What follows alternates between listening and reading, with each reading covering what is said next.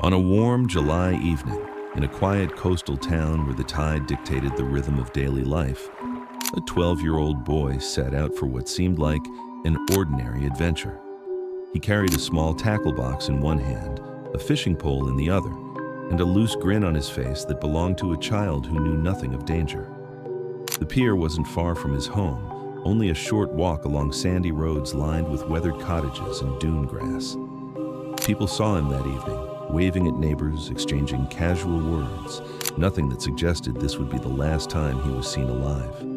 For the town, that summer day began like any other, but before long, it would be remembered as the evening innocence shattered. The fishing pier was a central place in the community, where kids cast lines after school and older men smoked quietly, watching gulls circle the surf.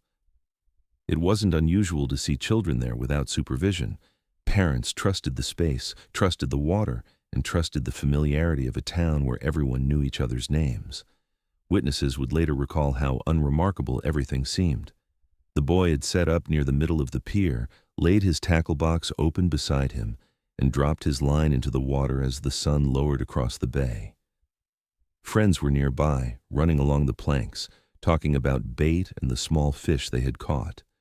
There was laughter, idle chatter, and nothing that hinted at what was about to unfold. As the hours slipped by, the shoreline began to glow with the soft light of street lamps and porch bulbs. Parents called their kids home for dinner, and one by one the pier emptied.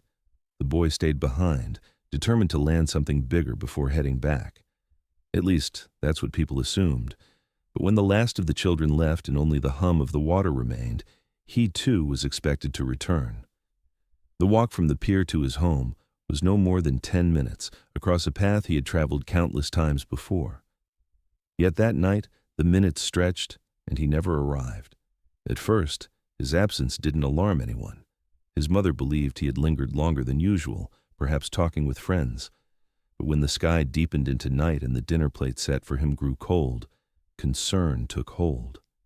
Calls went out to neighbors, and within the hour, word spread across the town that he had not come home. Parents who had seen him earlier in the day rushed to the pier. Some of the children he had been with returned too, insisting they had left him sitting on the planks, his line still in the water. By then, the tide had risen high, lapping at the pilings. The first to search were the people closest to him. His father grabbed a flashlight and walked the shoreline, sweeping beams of light across the sand, calling out his son's name with a voice that grew sharper, more desperate with each unanswered cry. Neighbors joined in, some carrying lanterns, others using the headlights of their trucks to illuminate the dunes. The boy's mother stood at the entrance of the pier, refusing to leave, staring out over the darkened water as if he might still appear at any moment. When the town realized the boy was nowhere to be found, fear began to settle in. This was not a child who wandered far or who disappeared for the thrill of it. He was responsible, cautious, the kind who would rush home at the first sign of dusk. That was what made the silence so chilling. A dozen theories began to surface almost immediately. Perhaps he slipped into the water. Perhaps he had followed another child. Or perhaps someone suggested in hushed tones something more sinister had happened. But with no evidence, no noise, no one who saw the exact moment he vanished, everything remained speculation. By midnight, the search had grown larger. Boats were taken out into the bay, lights sweeping across the ripples.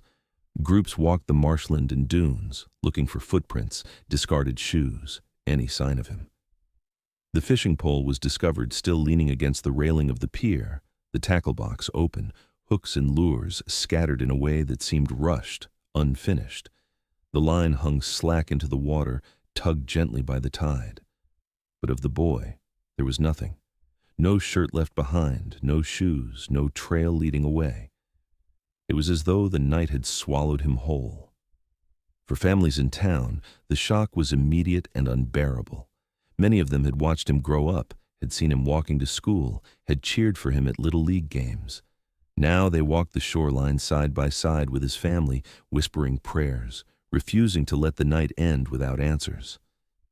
As dawn threatened the horizon, exhaustion began to pull at everyone.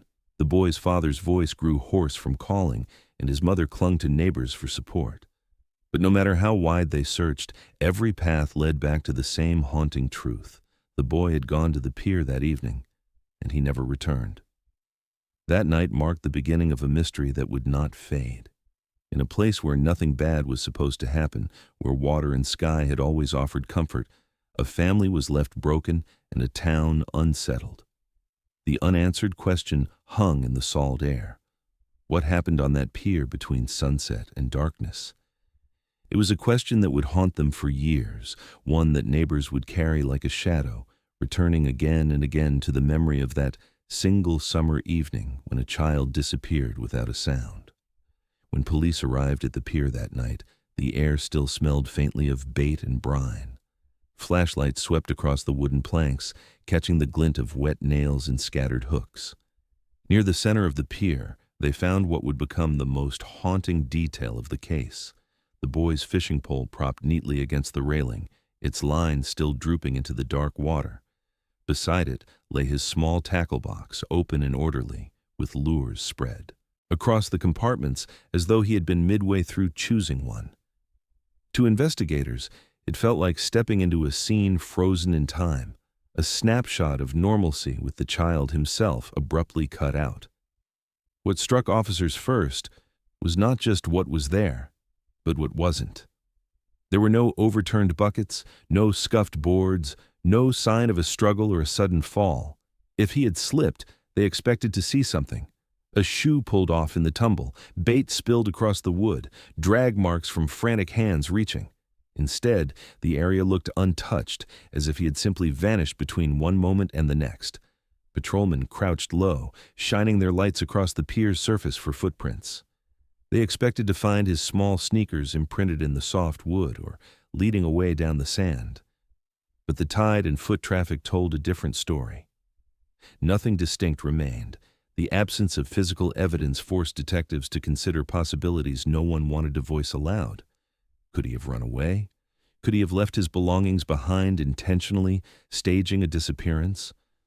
For those who knew him, that theory carried little weight.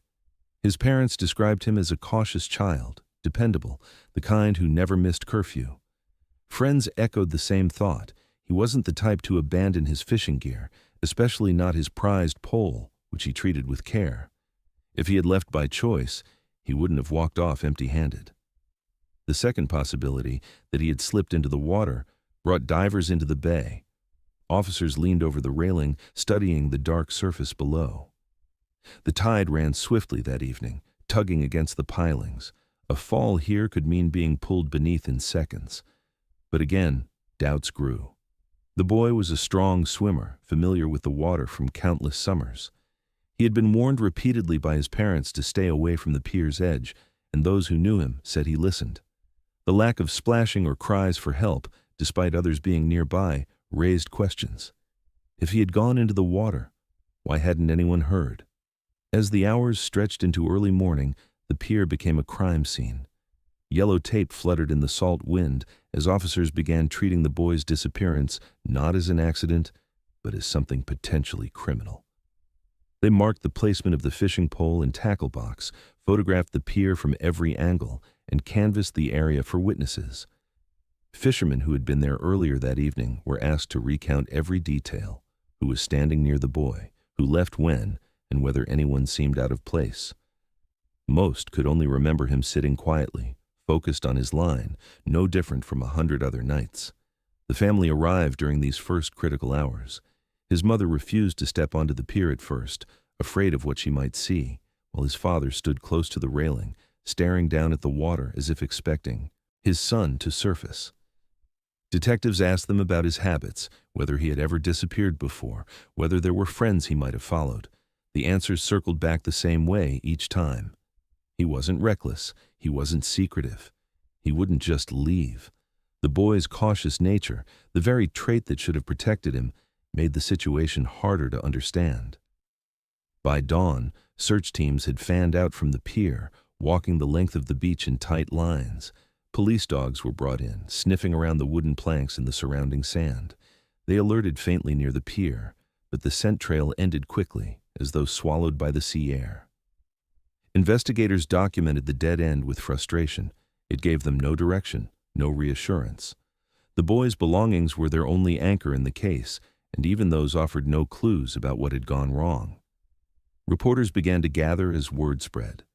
The image of a small tackle box left open on the pier captured the public's imagination. A child's world paused mid-action.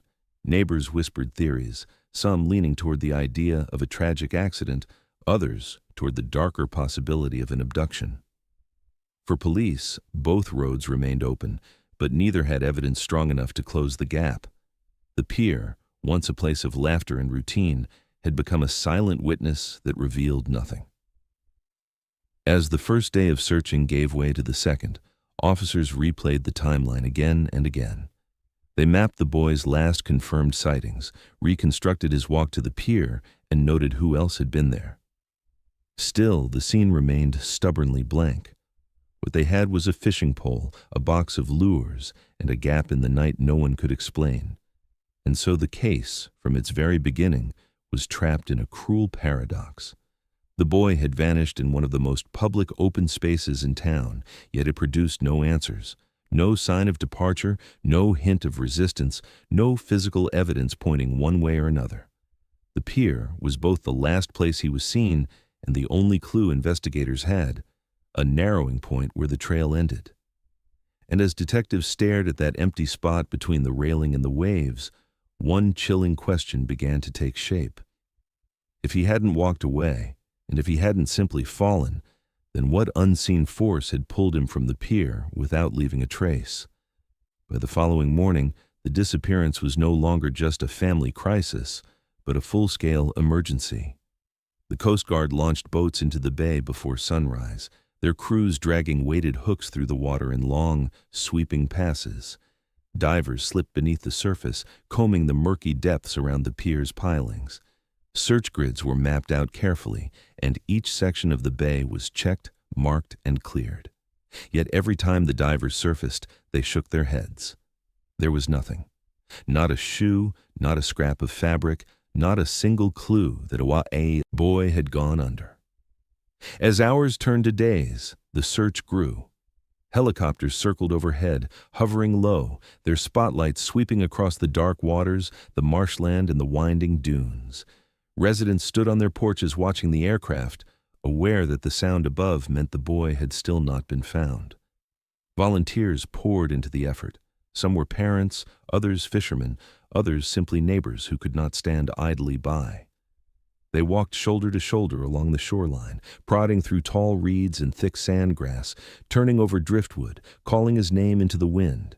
Every path, every inlet, every hollow was combed again and again, but the result was always the same: emptiness. Investigators grew increasingly frustrated. In most cases of drowning, evidence appeared quickly.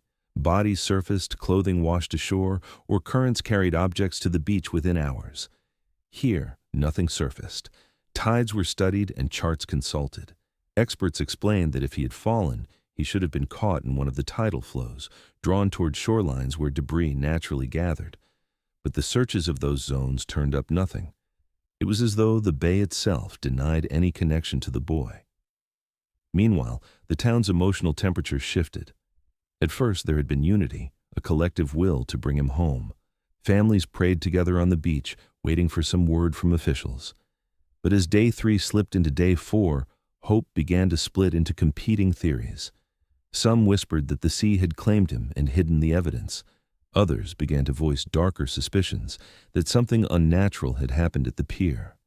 Fishermen exchanged stories of seeing strangers near the boardwalk, men they didn't recognize, people watching children. Rumors grew into shadows, and shadows became possible suspects in conversations across kitchen tables. The boy's parents lived at the heart of this storm. Each morning they rose with a surge of fragile hope that this would be the day their son was found, even if only to allow them to grieve properly. Each evening they returned home empty-handed, their house filled with silence. His room remained untouched, bed unmade from the morning he left, clothes still lying where he had dropped them. Neighbors brought food they couldn't eat, offered prayers they couldn't answer. His mother stood for hours at the edge of the pier, watching the tide, convinced he might drift back in, while his father searched alongside the volunteers until exhaustion dropped him to his knees. Law enforcement began keeping longer hours, driven by the pressure of both the family and the community. Search dogs were walked along the beach once again, handlers hoping to catch even the faintest trace of a scent. But the wind and salt water had long since stripped the boards clean. Investigators widened the perimeter, pushing the search beyond the immediate shoreline into marshes and back roads. At night, they set up checkpoints for cars, questioning late drivers, noting license plates. But still, nothing pointed directly to what had happened. The lack of progress gnawed at the entire town. Missing persons cases usually hinged on evidence: footprints, a discarded item, a witness recalling a detail they had overlooked. Here, it was the absence of everything that struck hardest. Police struggled with the same two possibilities, circling them like unsolved riddles. If he had fallen into the water, why had nothing surfaced? If he had been taken, how had no one seen or heard anything? Both explanations carried weight, yet neither provided an answer strong enough to quiet the doubts. Theories spread faster than facts. Some locals suggested he may have wandered off, disoriented, into the marshes. Others speculated about boats passing offshore, wondering if someone had lured him into leaving the pier. The sheriff's office issued careful statements, urging patience and focus. But behind the scenes, investigators admitted they were baffled. Each day without answers deepened the unease, until the disappearance no longer felt like a single tragedy, but a wound spreading through the whole town. By the end of the week, the official search began to scale back. Coast Guard boats returned to their stations, helicopters stopped circling, and only a few volunteer groups continued to walk the shoreline. The sense of urgency gave way to exhaustion, replaced by a heavy silence that settled over the community. For the family, the retreat of search crews felt like abandonment, as though their son had been declared lost to the sea despite the absence of proof. For others, it was a quiet acknowledgement that the case was becoming something larger than a simple accident. And so, after days of dragging nets, hours of diving, and miles of shoreline walking, the search ended where it had begun, at the pier, with nothing but a fishing pole and a tackle box left behind. The unanswered questions lingered in the air, carried by the tide. Did the boy truly slip into the water and vanish, or had something more deliberate happened that night? With no evidence to close the gap, the town was left with a void, and the family was left clinging to hope that somehow, somewhere, a trace of him would still be found. By dawn, the search for the missing boy had become a full-scale operation. The Coast Guard deployed vessels into the bay, dragging weighted hooks in methodical sweeps, their engines rumbling as they crisscrossed the dark water. Divers descended again and again into the cloudy depths, their beams of light cutting through silt and seaweed, brushing against pilings and rocks.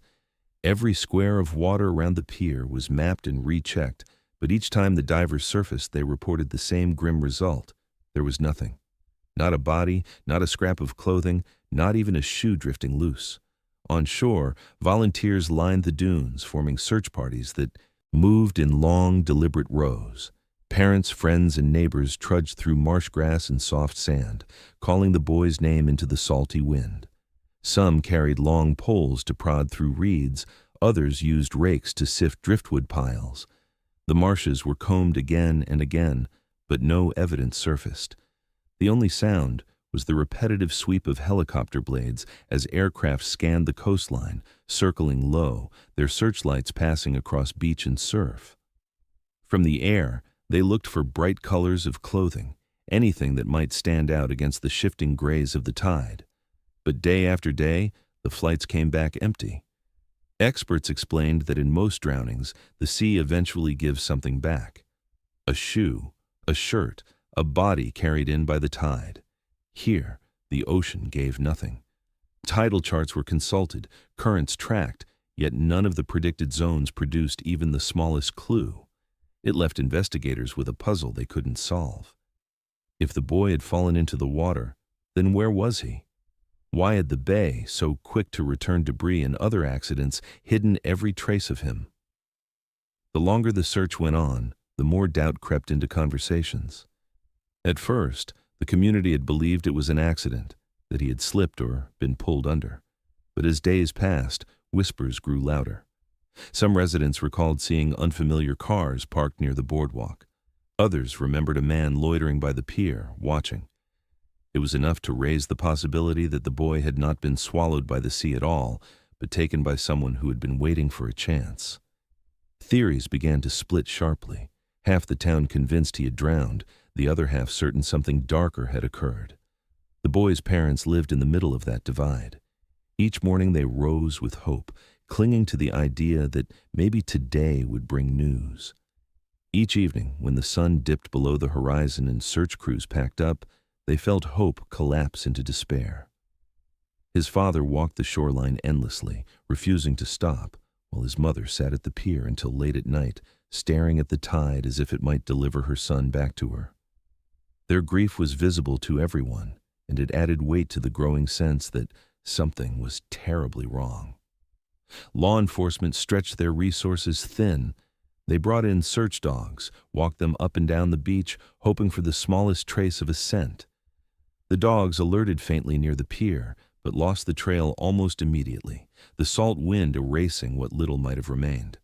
Helicopters expanded their sweeps farther down the coast, searching open water and coves, while volunteers pushed into back roads and isolated areas inland. Despite the effort, no lead developed. The case was not progressing forward. It was circling the same unanswered question over and over again. For the town, the silence of evidence became its own kind of torment. Rumors grew unchecked, feeding fear. Some said the boy might have followed another child into the marshes. Others suggested a boat offshore might have lured him away. The lack of proof made every possibility feel equally plausible, and every person a potential suspect. Parents grew wary of letting their children out alone, and the pier, once a place of laughter, became a site of unease. People avoided it after dark, unwilling to walk past the place where he had last been seen. By the end of the week, exhaustion began to show. The Coast Guard scaled back operations, volunteers dwindled, and the official search shifted into a quieter phase of investigation. For the family, this withdrawal felt like a betrayal, as though the world had already decided to let go. But for investigators, it was an unavoidable reality. They had no body, no clothing, no physical evidence of any kind. All they had were belongings left on the pier and theories that contradicted each other. And that was what made the case so unsettling. In most missing children investigations, something is left behind to point the way. Here, the absence itself became the central fact. The boy had vanished, leaving no trace in water or on land. To the town, it was unthinkable, and to his parents, unbearable. As the days stretched into weeks, the only certainty was uncertainty itself, and the whispers around the pier grew sharper.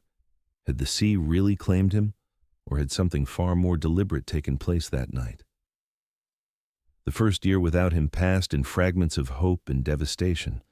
The boy's parents kept his seat at the dinner table, a plate and fork set neatly as though he might walk in at any moment.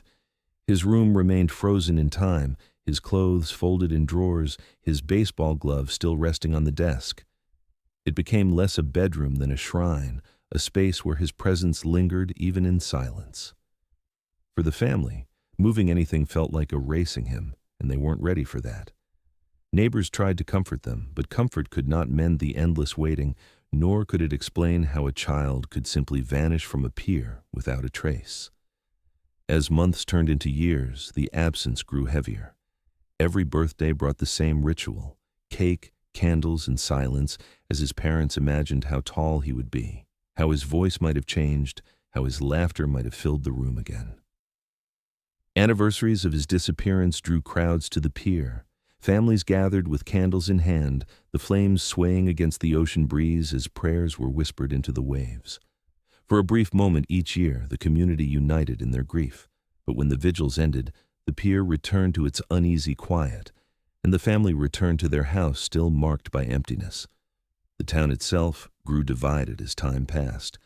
For many, the simplest answer remained the most likely. He had fallen into the water, and the sea had carried him away. They argued that the tides could hold onto a body longer than people realized that currents could sweep remains out beyond reach. Others rejected that explanation outright.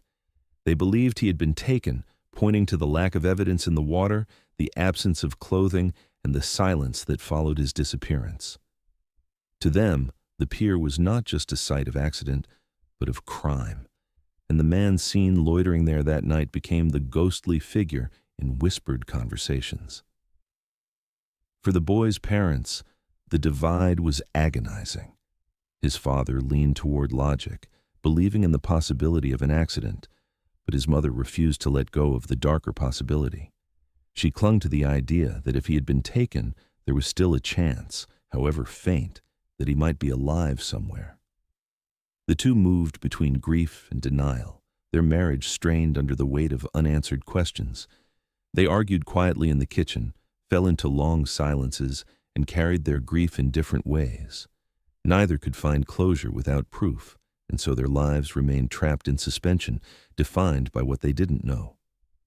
Investigators, too, cycled through hope and frustration.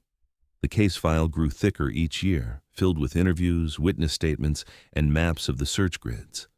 New detectives inherited the file, each one combing through the same pages, rechecking details, and ultimately adding little more than a fresh signature at the bottom of reports. Cold case specialists reviewed it once, searching for overlooked details, but nothing broke the stalemate. Each theory that began with promise ended in silence.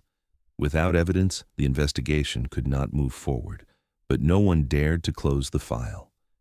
It remained open, waiting, like the boy's room. The years etched themselves into the family's lives. His siblings, once children themselves, grew into adults who carried their brother's absence like a scar. His mother avoided family photographs, unable to capture images that excluded him. Holidays felt like intrusions, reminders of how incomplete their lives had become. Yet, through it all, his room stayed untouched. Friends who visited years later noted how it looked as though he had only just left, his backpack resting by the bed, his favorite hat still hanging from the door. It was a place frozen in time, kept alive by parents unwilling to admit finality. In town, the case became less of a conversation and more of a shadow. New families moved in, some unaware of the story until they passed the pier and asked about the flowers or candles sometimes left there. Older residents carried the memory quietly, remembering the search parties, the helicopters, the endless nights of walking the shoreline. They remembered, too, the fear that followed, the way parents no longer let their children roam freely, the way trust had fractured. The boy's disappearance had become part of the town's identity, a story too unsettling to forget, but too unresolved to accept. Every anniversary brought a brief return of intensity. Reporters would sometimes revisit, writing about the case in local papers, re-interviewing the parents, stirring up theories again. But each time, the cycle ended the same way, with no new evidence, no answers, and a family left to mourn without certainty. The boy's mother would light a candle at the pier, whispering her son's name into the waves, her voice breaking as the flame fought against the wind. His father, quieter in his grief, stood nearby with folded arms, eyes fixed on the water that had given them no truth. The longer the silence stretched, the harder it became to believe anything would change. The case was technically open, but functionally cold. Detectives moved on to other files, investigators retired, and the boy's name appeared only in anniversary articles or late-night conversations among locals who still wondered. Yet for his family, the mystery never left. Each day remained marked by absence, each night ended with the same question echoing in their minds. Had he fallen into the sea, or had someone taken him from that pier? Years later, with the trail cold and the town resigned, it seemed answers might never come. But beneath the waves, hidden in silence, the truth waited, waiting for the day when it would finally be pulled to the surface. 5 years had passed since the boy vanished, and though the case had long grown cold in official records, his family still lived as if the answers might surface any day. On the anniversary of his disappearance, the town gathered at the pier with candles, their flickering light stretching across the water. Most of these vigils ended the same way, in silence, in tears, with no sign that the sea would ever return what it had taken. But in the 5th year, something changed. That morning, a local fisherman came forward with a story that sent a ripple of urgency back into the case. He had been out early, fishing near the pier pilings where the water ran deep and the currents tangled with debris. As he cast his net and began reeling, he felt it snag on something unusually heavy. At first, he thought it was a submerged log or a piece of wreckage, but as he worked the reel, straining against the pull, he noticed the resistance had a strange give to it, almost as if something shifted beneath the water. For a moment, he thought he might be pulling up the boy who had been missing all these years, but just as quickly as it caught, the line went slack, the weight slipping free back into the darkness below. Word spread through town almost instantly.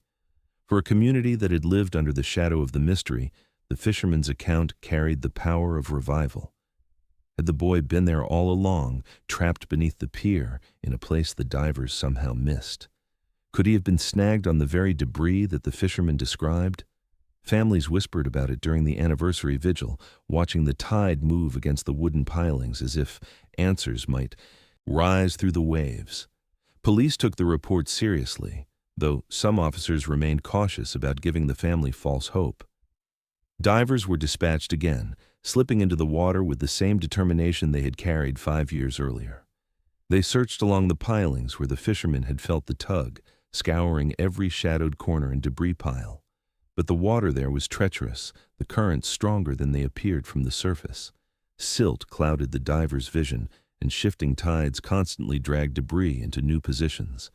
Each dive ended with frustration. Nothing was found. To strengthen the search, investigators expanded their methods. Sonar equipment was brought in to map the area beneath the pier. Sweeps of the bay revealed objects littered across the bottom, metal scraps, old nets, and indistinct shapes tangled in the mud. Teams marked several suspicious points and returned with divers to check them. Each time, the objects turned out to be nothing more than junk, discarded anchors, bundles of rope, rusted metal fragments long forgotten. The heavy weight the fisherman described could have been any one of these, yet the possibility lingered that it had been something more. For the boy's family, the news was unbearable.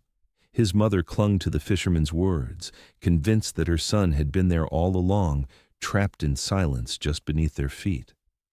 She argued that the search had never been thorough enough, that the sea was holding him close to home. His father, quieter, listened to the divers' explanations of currents and debris, but could not let go of the thought that maybe they had come within reach of an answer and lost it. Their hope surged briefly, only to collapse again under the weight of inconclusive evidence. The community split once more. Some believed the fisherman had truly brushed against the missing boy's remains, proof that the original theory of drowning had been right all along. Others suspected something more sinister, that what had been snagged was evidence of foul play, perhaps a weighted object hidden deliberately below. The uncertainty stoked old suspicions, bringing back whispers of the man once seen lingering near the pier, the stranger in the pickup truck, the stories that had never been resolved. Detectives reopened the case for review, combing through old notes and reports, trying to determine if the fisherman's account aligned with anything previously recorded. But without physical evidence, the lead went nowhere. The sonar scans had produced only shadows, and the divers could not confirm what had been felt that day. Officials eventually ruled the sighting as inconclusive, closing the brief window of renewed investigation. Once again, the file returned to its place among the cold cases, growing heavier with the weight of another dead end. For the family, the 5th anniversary became one of the hardest to endure. Instead of clarity, it left them suspended, between the fragile hope that he had finally been found and the crushing silence of yet another disappointment. Each year that followed, the fisherman's story was brought up at vigils, a reminder that answers had once seemed so close, only to slip back into the water. To the boy's mother, it became proof that her son's truth was out there, waiting to be discovered. To his father, it was a reminder of how close they had come, only to lose him again. And so, the case entered its second decade without resolution. But the fisherman's report left behind a lingering tension, a whisper of evidence that the sea was still holding something hidden. The question became not if the truth existed, but when, or if, it would ever be pulled to the surface. 11 years had passed since the boy vanished, and by then, his case lived in the town more as a story than an active investigation. People spoke of it in lowered voices, as though it were folklore, a cautionary tale told to children who fished off the pier. His name still lingered in anniversary articles and in the candles left on the boardwalk each July, but most had stopped believing that answers would ever come. The sea, it seemed, had taken him, and whatever truth lay beneath the surface was thought to be gone forever. Then, on an ordinary morning, the silence broke. A commercial fishing trawler, working farther offshore but still inside the bay, hauled up its net after a long night of dragging. The crew expected the usual: striped bass, flounder, tangled weeds, maybe some trash. Instead, they found the net sagging with something heavy, bulky, and strange. When they pulled it onto the deck, what spilled out stopped them cold. The net was twisted with barnacle-covered debris, old ropes, rusted scrap metal, and pieces of corroded chain. Mixed within it, unmistakable even beneath layers of decay, were human bones. Some were still wrapped in torn, rotted fabric, threads clinging weakly to the shape they had once formed. A backpack, caked with silt and sea growth, tumbled free from the pile. The stench of salt and time filled the deck. The men who had worked the water for decades fell silent, staring at what they had brought up, realizing instantly this was no ordinary catch. The discovery was reported immediately, and authorities rushed to the docks to meet the trawler. Investigators who had worked the boy's case in its early days returned, older now, their faces marked with the passage of time. For them, the call carried a weight that was both haunting and inevitable. The items were carefully collected, every fragment of fabric, each bone, the decayed backpack that still bore faint traces of color under its crust of salt. The rusted pieces of chain and metal, heavy and unnatural in their placement, were logged as evidence. Within hours, the recovery was linked back to the case that had defined the town's grief for more than a decade. News spread quickly. The story, once faded into rumor, roared back into the public consciousness. Families called one another, neighbors gathered in hushed groups at the pier, and the boy's parents sat frozen as detectives arrived at their home. For 11 years they had lived in a limbo of uncertainty, never knowing whether their son had drowned or been taken. Now, with the discovery of bones and belongings, the possibility of answers, terrifying and final, was at their doorstep. The town braced itself as the details emerged. Authorities confirmed that the remains were consistent with a child of his age at the time of disappearance. The backpack contained rusted lures, tangled fishing line, and the corroded outline of a pocket knife. All items matched what the boy had carried with him to the pier that evening.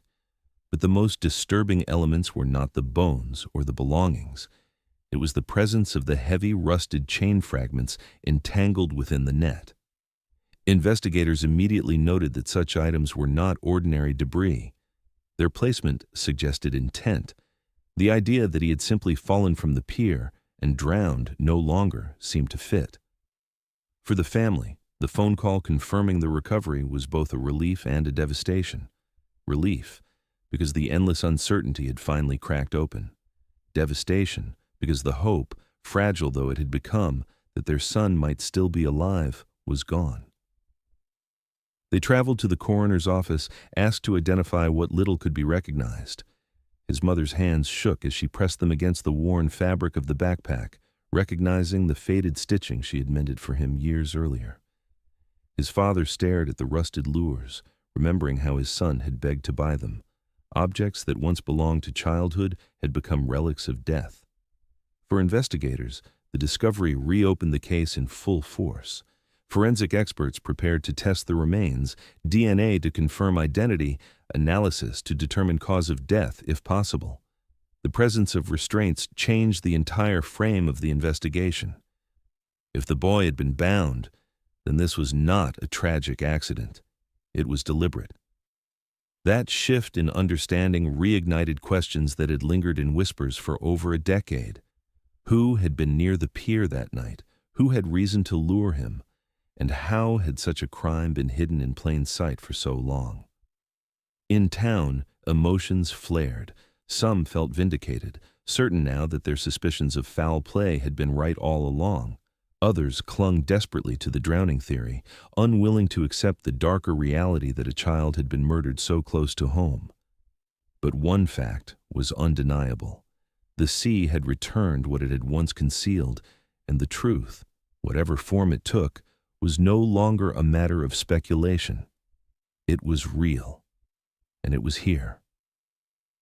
As the bones and objects were cataloged and placed into evidence, investigators prepared for the hardest phase yet, to unravel the mystery not of where the boy had gone, but of what had really happened to him. 11 years of silence had ended in a moment of horror, and now the focus shifted. The question was no longer if the boy had been taken, but who had done it, and why. At the State Forensic Lab, the remains were handled with extraordinary care. Each bone was cleaned of salt and debris, cataloged and photographed. For technicians who had worked countless cases, there was a weight to this one that hung in the air. They knew the name before the DNA results even came back. Still, procedure mattered. Samples were tested against stored DNA from the boy's family, collected years earlier in the first desperate weeks of his disappearance. Within days, the result confirmed what nearly everyone already believed. The bones pulled from the trawler's net belonged to the boy who had walked to the pier 11 years earlier and never returned. For his parents, the confirmation delivered a kind of closure they had dreaded. After years of not knowing, there was finally an answer, but it was the answer they had feared most. He was gone. Yet, alongside the grief was the recognition that his remains had been hidden all this time, somewhere below the surface, never drifting to shore, never rising with the tide. That fact raised a new, more chilling question. Why? The items recovered with him were laid out on sterile tables, and investigators studied them piece by piece. The backpack, though decayed, still held fragments of a child's life, rusted fishing lures tangled in string, a small notebook swollen by water, and the corroded blade of a pocket knife snapped at the hinge.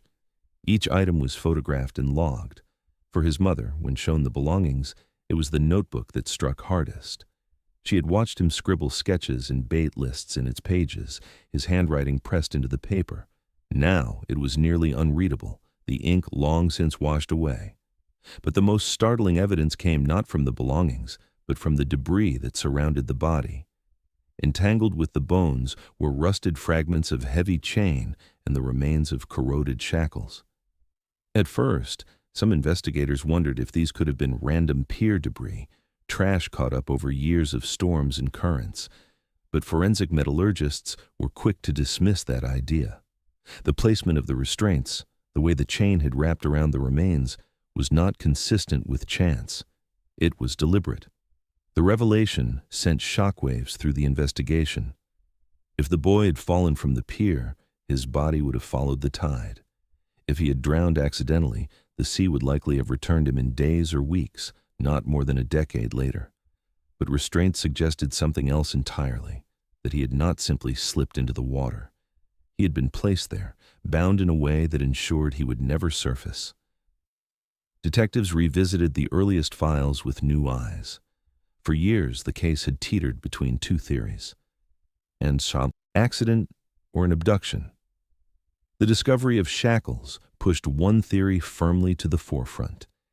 This had not been an accident. Someone had gone to lengths to ensure his body remained hidden. What had once been whispers of suspicion now became the central path of investigation. The boy's family was briefed on the findings in careful, measured words. His father sat silently, his jaw tight, while his mother broke down, insisting she had always known he hadn't simply drowned. The confirmation was both vindication and torment, proof that her son had been taken, harmed, and deliberately concealed. It shattered what little hope she had clung to of some impossible return. The grief, already deep, now carried an edge of horror. For the town, the news reignited fear. Rumors resurfaced of the stranger seen near the pier that night, the truck parked oddly close to the boardwalk, the stories that had circulated years earlier, but never led to an arrest. People whispered about what kind of person would do something so deliberate and how they could have lived among them unnoticed. The pier, once avoided because of its association with tragedy, became once again a focal point of unease, a reminder that the mystery had been darker than many dared to admit. Investigators pressed the forensic team for every possible detail. Could the remains reveal signs of trauma?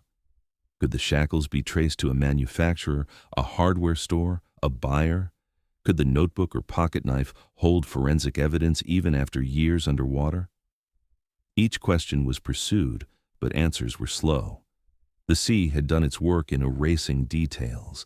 Still, the restraints remained undeniable proof of intent, and that intent transformed the case from a long-accepted tragedy into an active homicide investigation.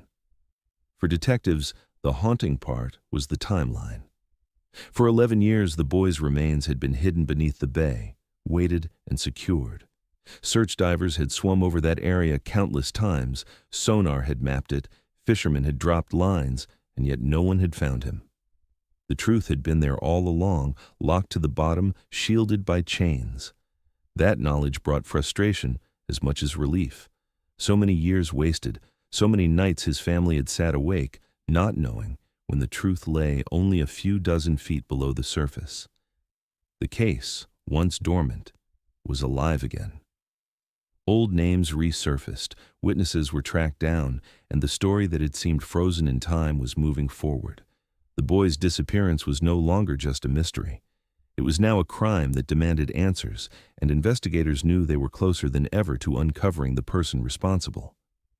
The sea had finally given back its secret, and with it came the chilling realization that someone had put it there intentionally. With the discovery of restraints among the boy's remains, the investigation shifted from the realm of tragedy into that of homicide. Detectives, some of whom had grown older, alongside the case, reopened their notebooks and returned to the beginning. They combed through the first interviews, the vague sketches of strangers, and the overlooked statements that once seemed unimportant. The file, thick with more than a decade of speculation, now demanded a fresh lens. The shackles proved intent, and intent meant a perpetrator. Their focus narrowed on the handful of leads that had lingered unresolved. At the top of that list was the description of a man seen loitering near the pier on the evening the boy vanished. Witnesses had mentioned him years earlier, a solitary figure standing back from the children, watching but never fishing. The account had been too vague at the time to build a case around, but in light of the new evidence, it became significant again. Detectives sought out anyone still alive who might recall more detail about that night. It was during this phase that a retired fisherman, now in his 70s, came forward with a memory he admitted had haunted him for years. He recalled a pickup truck parked near the pier, a faded blue model with a missing hubcap.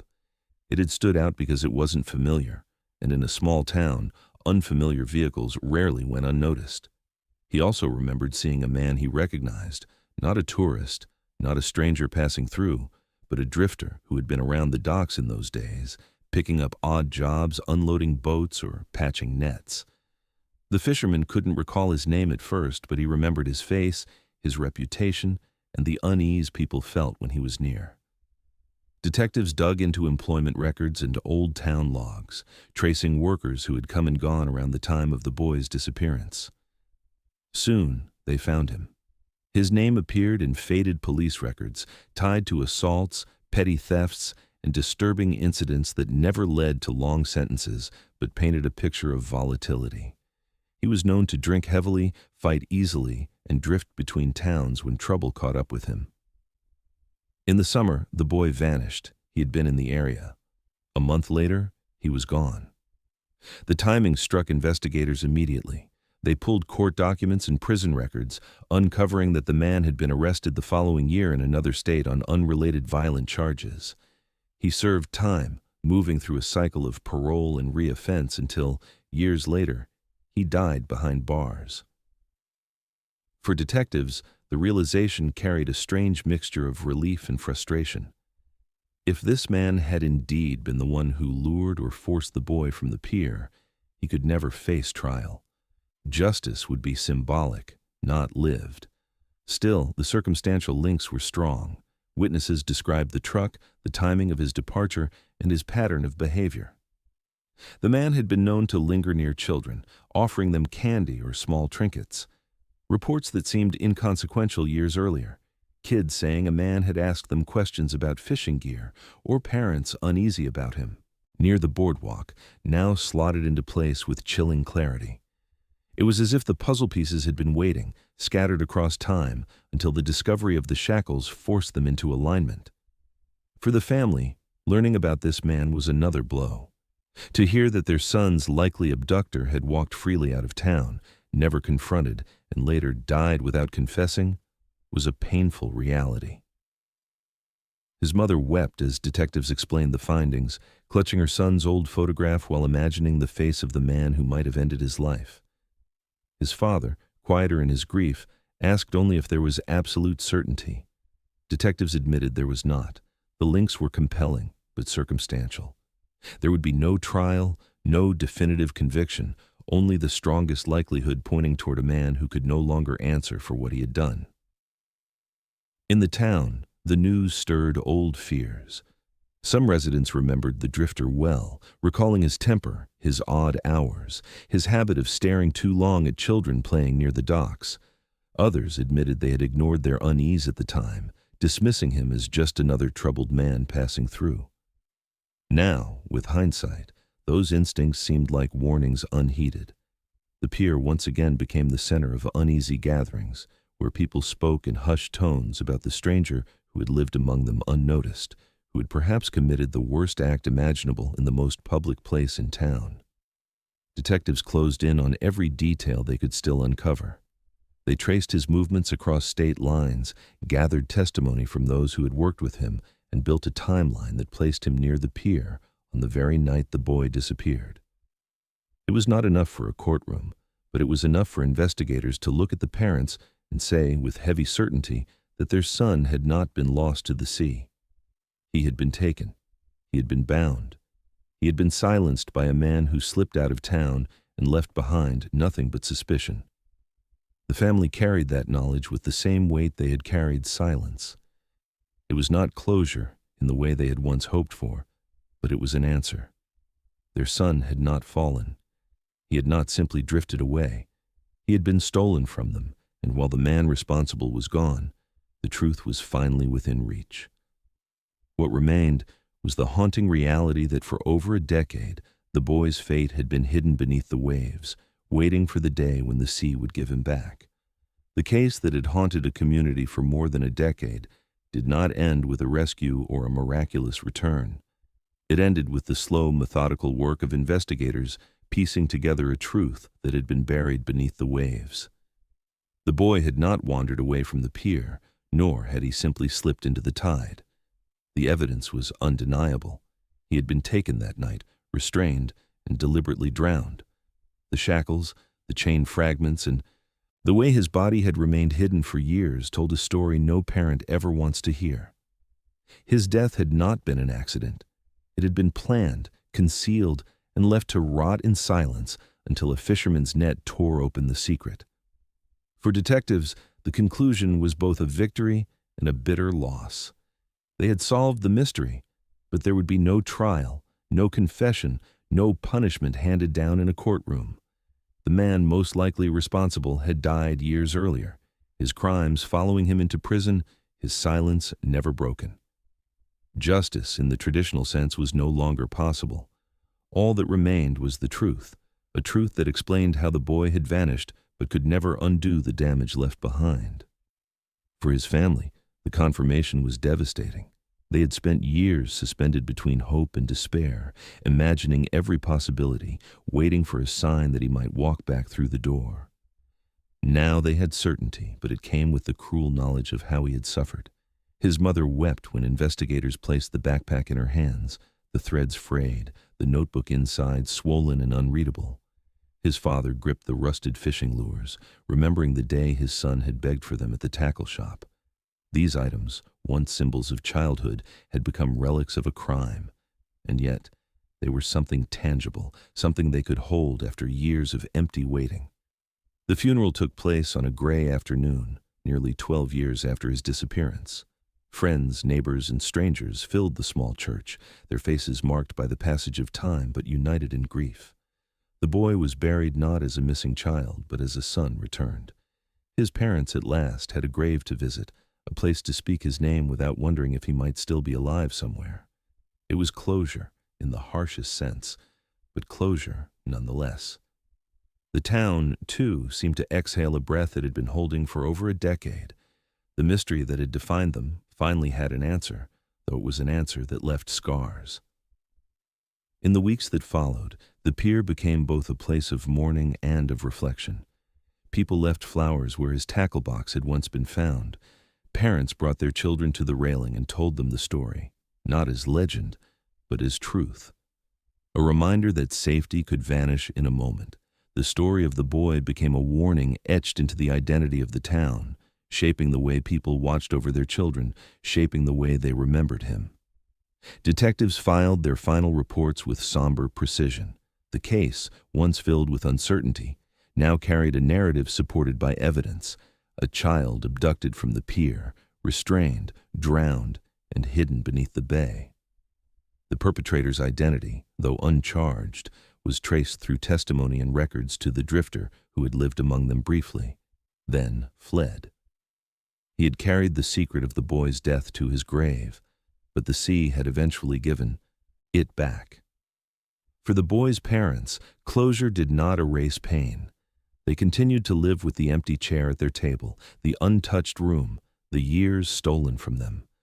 Yet burying their son allowed them to grieve openly, to move from waiting into mourning. They no longer asked if he was alive. They no longer searched the tide for signs. They carried instead the knowledge of what had happened, a truth that was brutal, but final. In the end, the mystery of the fishing pier was not solved by human determination alone, but by time, chance, and the slow work of the sea. The boy had been hidden beneath the waves for over a decade, bound and silenced, but the truth could not stay submerged forever. A fisherman's net dragging along the bay floor tore open the secret and brought it into the light, and that became the final haunting reminder for the town, that while the sea may keep its secrets, it does not always keep them forever. Sooner or later, the truth rises.